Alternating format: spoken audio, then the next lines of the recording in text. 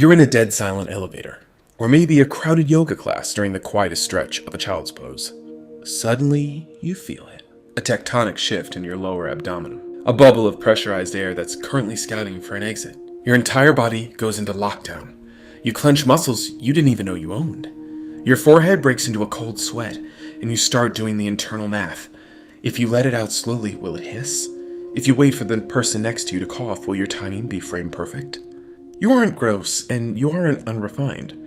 You are experiencing flatulence phobia, also known by the much more dignified name, urethrophobia.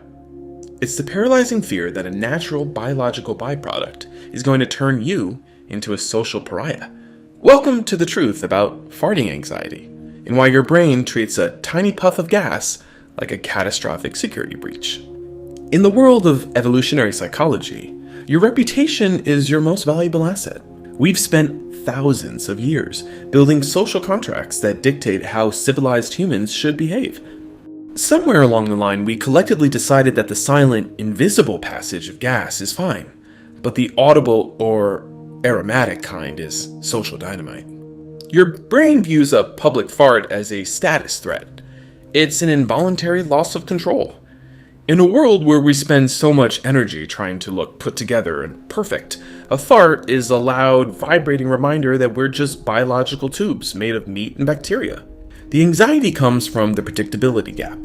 You can't always control the volume, the pitch, or the scent profile. This lack of agency triggers your social alarm. Your brain is convinced that if you let one slip, the tribe will immediately vote you off the island.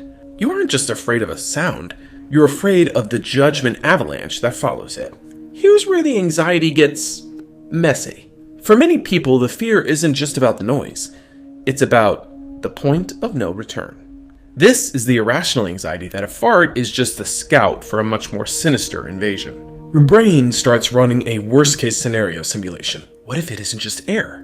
What if this leads to a shark? What if I lose total containment in the middle of this target?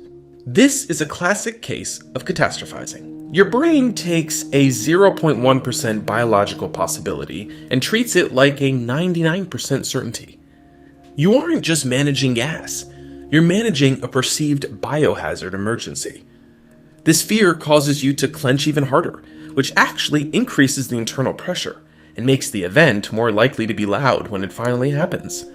It's a self-fulfilling prophecy of abdominal proportions. Just like the spotlight effect we talked about with fashion, we have a sensory spotlight when it comes to smells. Because you're the source, your brain is hyper-attuned to the scent. You think that because you can smell it, it must be drifting across the room like a cartoon fog, pointing a green finger directly at your head. But fluid dynamics tell a different story. In most public spaces, air is constantly moving. By the time a scent travels 2 feet, it's usually diluted beyond recognition. Furthermore, humans have a social buffer called pluralistic ignorance. Even if someone does smell something, they're statistically likely to blame themselves, the dog, or the person closest to the trash can before they start an investigation into your specific digestive health. You're terrified of a crime that most people are too polite or too distracted to even notice. The truth is, everyone in that elevator, that yoga class, and that boardroom is currently carrying around their own internal pressure cooker. We're all walking gas tanks. Now, how to navigate this danger zone requires some unique steps. First, understand the clench paradox. The more you stress, the more air you swallow, and the more fuel you add to the fire. By relaxing your shoulders and taking deep belly breaths, you actually allow your digestive system to process the gas more efficiently. Second, embrace the acoustic camouflage. If you're truly panicked, remember that the world is a noisy place. Carpet, ambient music, and the rustle of a jacket are your best friends. But more importantly, realize that the shart is almost always a myth born of high anxiety.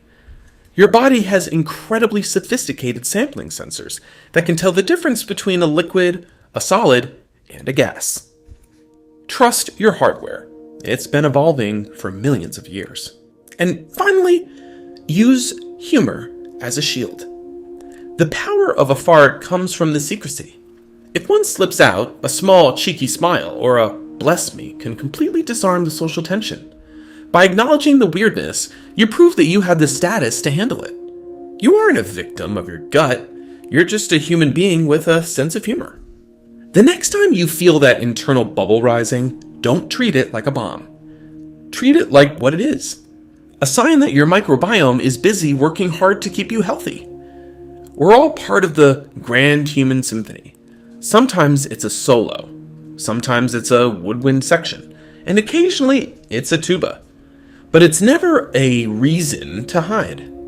Life's too short to spend it in a state of high-pressure clenching. You aren't a gross person, you're a gassy person, which is just another way of saying you're alive. So take a deep breath, relax your core, and remember that the people judging you are probably just jealous that they didn't have the courage to let theirs go first. If this look into the airier side of life helped you feel a little less inflated, hit that like button and subscribe to our channel. We're building a community here so that we can talk about the stuff that everyone does but nobody mentions. I'll see you on the next one. Stay light on your feet and keep the pressure low.